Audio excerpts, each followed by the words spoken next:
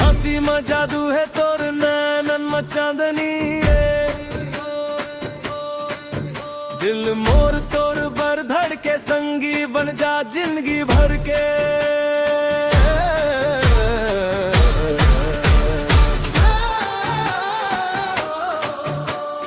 पहली दफा जब देखे वो तोला रुक गे रही गिस मोर सांस गोरी तोर सुरता में खोगे दिन हो वया चाहे हो वय रात। मोबाइल में फोटो तोर दिल के वॉलपेपर बन गए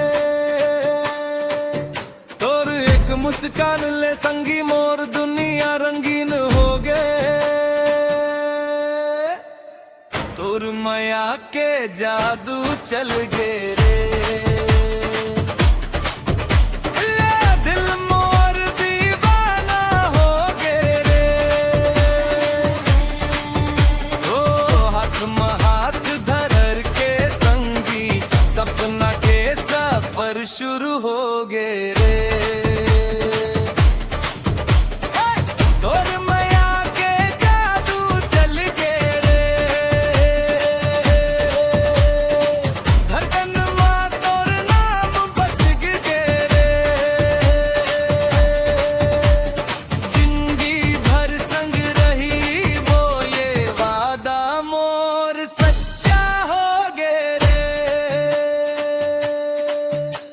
बरसत पानी ठंडा हवा संग में तोर बात बने चांद तारा गवा बनी माया हमर खास बने। गली गली में गूंजे कहानी तोर मोर प्यार के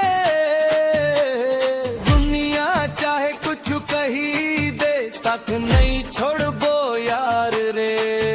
इंस्टाग्राम के रील जैसे सुंदर लागे तोर अंदाज दिल के राजा बन गे हंसते मोर सब सद से खास।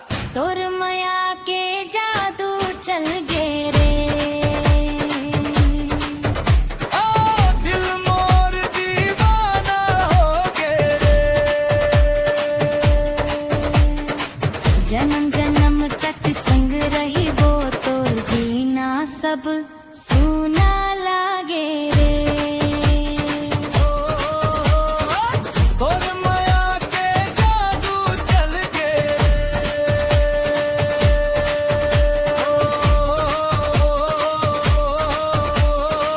तोर माया के जादू चल गे रे।